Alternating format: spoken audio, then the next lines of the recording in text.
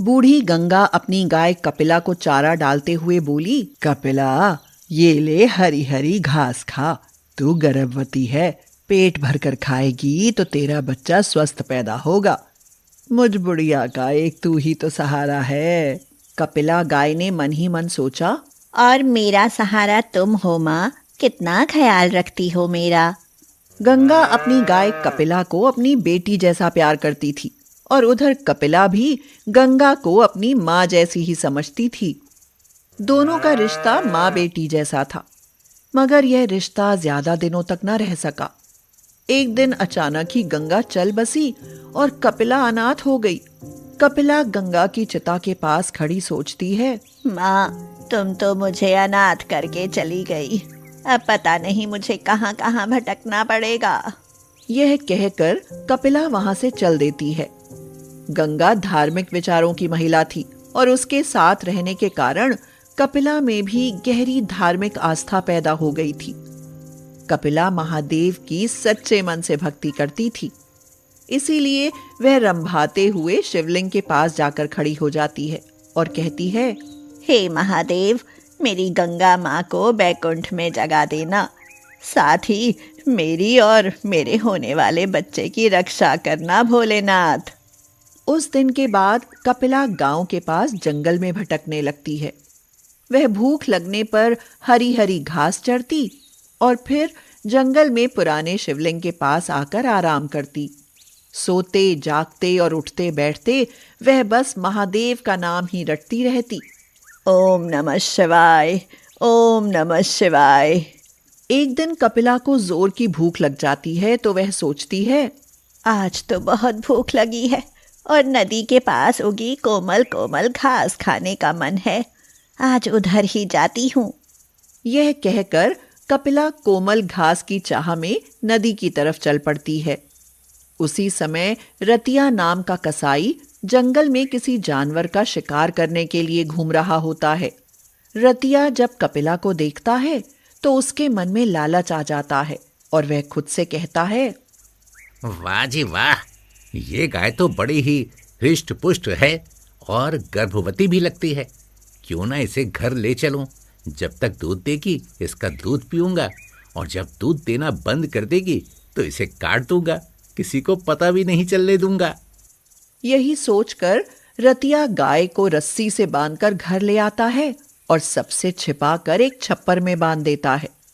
गाय रंभाने लगती है तो रतिया उसके आगे घास डालकर उसकी पीठ पर हाथ फेरते हुए कहता है, अरे मैं एक कसाई हूँ, जानवरों को मारकर उनका मांस बेचना और खाना मेरा पेशा है। पर याद रख, तू जब तक मुझे दूध देती रहेगी मैं तुझे नहीं मारूंगा। कसाई की यह बात सुनकर कपिला बहुत घबरा जाती है, मगर फिर मन को तसल्ली देते हुए खुद से कहती है, अरे भले यह आदमी कसाई है, मगर फिर भी जब तक मैं इसे दूध देती रहूंगी यह मुझे नहीं मारेगा, इसीलिए मैं इसकी बात पर भरोसा कर लेती हूँ। यही सोचकर कपिला शांत भाव से कसाई के घर रहने लगती है। कसाई कपिला की खूब सेवा करता और उसे पौष्टिक आहार देता।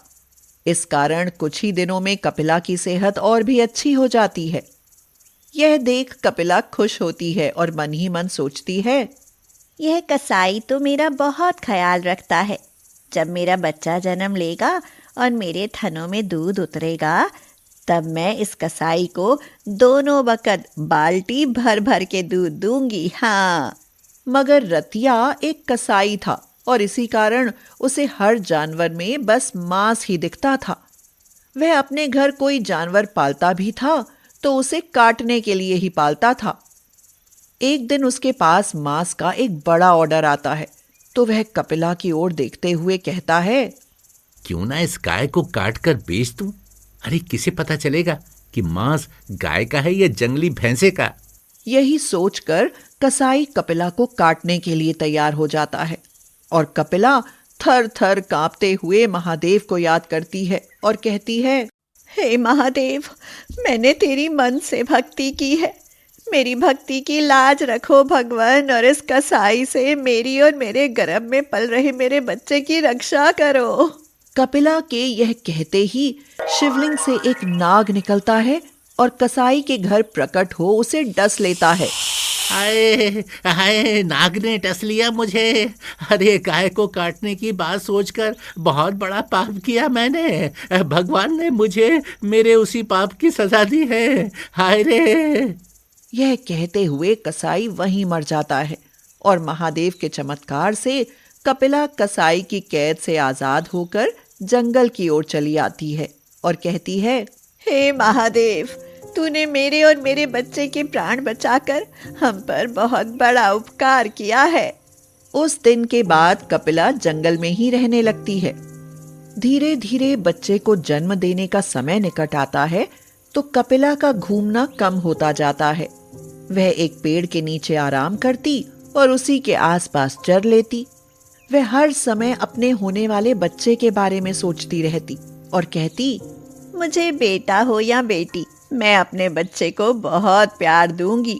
अपने बच्चे के साथ खेलूंगी और उसे भी महादेव की भक्ति के लिए प्रेरित करूंगी। एक दिन कपिला घास चरने जाती है तो उसे प्यास सताने लगती है। मुझे तो बहुत प्यास लगी है, पर थक भी तो गई हूँ। फिर नदी पर पानी पीने तो जाना ही पड़ेगा। यही कहकर कपिला नदी पर पानी पीने के लिए चली जाती है और जब वह पानी पी रही होती है तो अचानक ही उस पर एक भूखे बाघ की नजर पड़ जाती है। बाघ कहता है, वाह, आज कई दिनों के बाद कोई बड़ा शिकार मिला है। बहुत भूखा हूँ, अब तो इसे खाकर ही पानी पीऊंगा। यह कहकर बाघ कपिला पर पीछे से झपट कर पड़ता है और उसकी टांग को अपने जबड़ों में जकड़ लेता है। खून बहने लगता है और कपिला दर्द से कराह उठती है और कहती है, आह, हे महादेव, मेरी रक्षा करो। मुझ पर तो संकट पर संकट आ रहे हैं। कपिला जैसे ही महादेव को याद करती है, महादेव उसके सामने प्रकट हो जाते हैं और कहते हैं, बाघ, तुम अपने भोजन के लिए कोई और शिकार ढूंढो। कपिला मेरी भक्त है और मैं अपने भक्त की हमेशा रक्षा करता हूँ। यह सुनते ही बाघ कपिला को छोड़ भाग जाता है और महादेव अपनी दिव्य शक्ति से कपिला के घावों को ठीक कर देते हैं।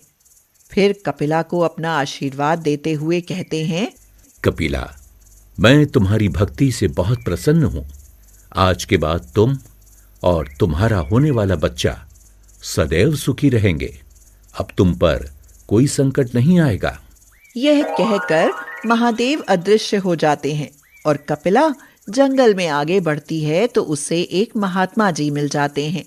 महात्मा जी कपिला से कहते हैं, हे गौ माता, मेरी आपसे विनती है कि आप मेरे साथ मेरे आश्रम में चलकर रहें। इससे हम साधुओं को आपकी सेवा और आपके अमृत समान दुग्ध पान करने का अवसर मिलेगा।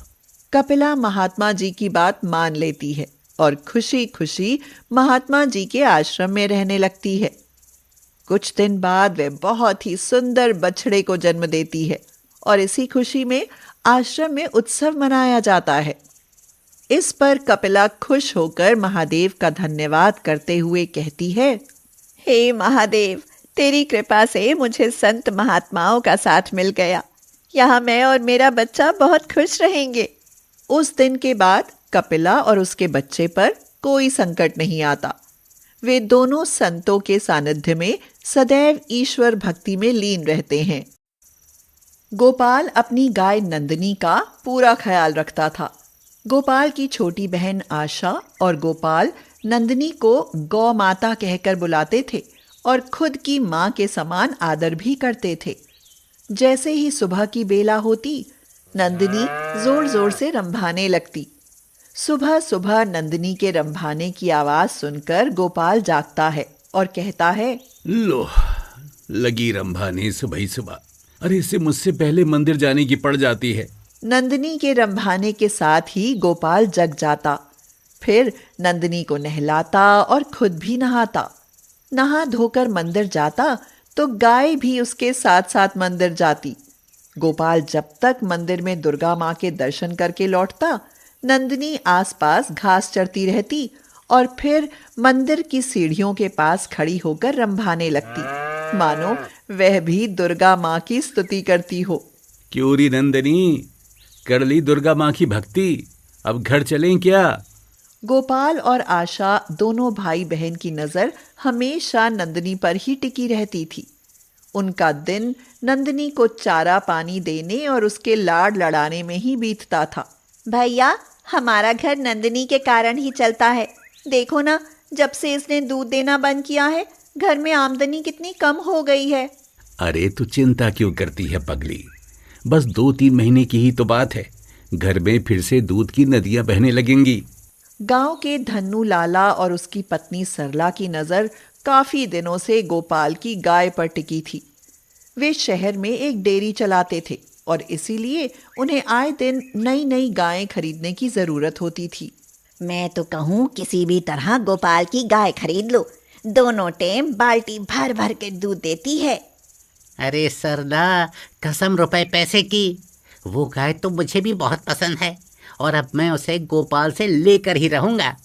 एक दिन गोपाल अपनी गाय के साथ दुर्गा माँ के मंदिर से घर लौट रहा होता है तो अचानक ही धन्नू लाला उसके रास्ते में आ जाता है। कसम रुपए पैसे की, क्यों बे गोपाल, तेरी गाय 7 महीने की गर्भवती है ना? हाँ लाला जी। तो तू उसे मुझे बेच दे, कसम रुपए पैसे की, अच्छा दाम दूंगा तुझे।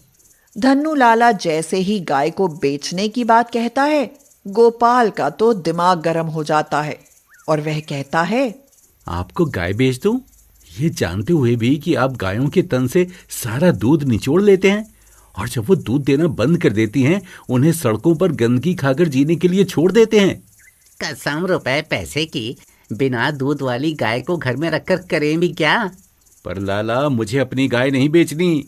यह कहकर गोपाल अपनी गाय को लेकर आगे निकल जाता है और धन्नू लाला क्रोध में बड़बड़ाते हुए कहता है, कसम रुपए पैसे की, अब तेरी नंदनी तो गई समझो। एक दिन गोपाल मंदिर में दुर्गा माँ की पूजा अर्चना करके जब मंदिर से बाहर आता है तो हैरान और परेशान हो उठता है। अरे नंदनी कहाँ गई? इस समय तो वो हमेशा यहाँ मंदिर की सीढ़ियों के पास खड़ी होती थी। अरे गोपाल बेटा, इतना परेशान मत हो, अरे यहीं आसपास चल रही होगी कहीं, जा ढूंढ ले उसे। गोपाल नंदिनी को मंदिर के आसपास सब जगह ढूंढता है मगर नंदिनी कहीं दिखाई नहीं देती। कहाँ चली गई अचानक? पहले तो कभी ऐसा नहीं किया। आशा को जब नंदिनी के अचानक ही खो जाने के बारे में पता चला तो उसकी आंखों से आंसू निकल पड़े। वह बोली, भैया, मैं नंदिनी के बिना नहीं रह सकती, मुझे नंदिनी चाहिए, उसे कहीं से भी ढूंढ कर लाओ। तुम रो मत बहन, हमारी नंदिनी हमें जरूर मिल जाएगी। एक के बाद 2 और 2 के बाद 4 कई दिन बीत जाते हैं मगर नंदिनी का कहीं पता नहीं चलता। आशा नंदिनी की चिंता में खाना पीना ही छोड़ देती है। आशा, कुछ खा लो बहन, यूं कब तक भूखी रहोगी? मैं क्या करूं भैया, मुझे भूख ही नहीं लगती, हर समय नंदिनी की याद आती रहती है। उसे तो मैं भी नहीं भूल पाता, पता नहीं कहाँ और किस हाल में होगी हमारी नंदिनी।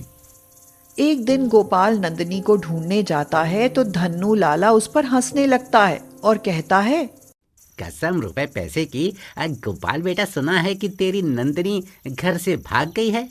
नंदिनी के बारे में ऐसा मत बोलो लाला, मैंने उसे अपनी माँ का दर्जा दिया है। माँ का दर्जा? पर उसने तो तुझे बेटे का दर्जा नहीं दिया ना, अगर देती तो क्या ऐसे भागती भला हैं? नंदिनी घर से क्या गई, घर सूना ही हो गया। आशा का हाल बेहाल हुए जा रहा था और गोपाल का मन भी नंदिनी के बिना हमेशा उचाट रहता था। अब बेटा गोपाल, ऐसे परेशान होने से क्या हासिल होगा? अगर नंदिनी कहीं भी नहीं मिल रही तो पुलिस थाने में रपट लिखा दे, हो सकता है पुलिस उसे ढूंढ ले। अब तो बस माँ दुर्गा का ही भरोसा है पुजारी चाचा। पुलिस गाय ढूंढे ना ढूंढे, पर दुर्गा माँ उसे अवश्य ढूंढ लाएगी। अगर तुझे दुर्गा मैया पर इतना ही विश्वास है बेटा, तो देखना माँ तेरा भरोसा कभी टूटने नहीं देगी। यही सोचकर गोपाल हाथ जोड़कर माँ दुर्गा से प्रार्थना करता है। हे माँ, मेरी नंदिनी पता नहीं किस हाल में है। उसकी रक्षा करना माँ, और उसे वापस लौटा लाना। आशा भी भूखी प्यासी हार थक कर रोते हुए माँ दुर्गा के चरणों में गिर पड़ती है और कहती है, हे माँ, जब तक हमारी नंदिनी घर वापस नहीं आएगी मैं अन्न जल ग्रहण नहीं करूंगी। हमारी नंदिनी को ले आओ ना माँ, ले आओ। आशा और गोपाल का नंदिनी के प्रति ऐसा गहरा प्रेम भाव देखकर माँ दुर्गा बहुत प्रसन्न होती हैं और मूर्ति में से आवाज आती है, तुम चिंता मत करो मेरे बच्चों, तुम्हारी नंदिनी जल्दी ही घर वापस आ जाएगी। उस समय नंदिनी धन्नू लाला की गौशाला में कैद थी और निर्दयी ने उसे लोहे की जंजीरों से जकड़ रखा था। सरला बोली, अब हमें इसे तुरंत अपनी डेयरी में भेज देना चाहिए। गोपाल को इसके हमारे यहाँ होने का पता चल गया तो हवालात की हवा खानी पड़ सकती है। कसम रुपए पैसे की, तुम बिल्कुल चिंता मत करो, मेरे आदमी आज ही इसे शहर पहुंचा देंगे। धन्नू लाला और उसकी पत्नी जैसे ही यह कहकर गौशाला से बाहर आते हैं, माँ दुर्गा अचानक से नंदिनी के सामने प्रकट होती हैं और उसे अपनी दिव्य शक्ति देती हैं। माँ से शक्ति मिलते ही नंदिनी लोहे की जंजीरों को तोड़ खुद को आजाद कर लेती है। सरला हैरानी से चिल्लाई, अरे यह क्या, गाय तो भाग रही है, उसे पकड़ो जी। जाएगी तो तभी ना जब मैं इसे जाने दूंगा। यह कहकर धन्नू लाला और उसकी पत्नी नंदिनी को वापस घेरने के लिए उसकी तरफ दौड़ते हैं, मगर नंदिनी उन्हें अपने सींगों पर उठाकर पटकने लगती है। हाय, मर गई, मेरी तो कमर ही टूट गई जी। हाय, पता नहीं अचानक इसमें इतनी ताकत कहाँ से आ गई। नंदिनी लाला की गौशाला से निकलकर गोपाल के घर की तरफ दौड़ने लगती है, मगर तभी बीच में मंदिर आ जाता है। नंदिनी वहां खड़ी होकर रंभाने लगती है। उसका रंभाना सुनते ही गोपाल भागते हुए आता है और कहता है, नंदिनी, नंदिनी, तू आ गई नंदिनी।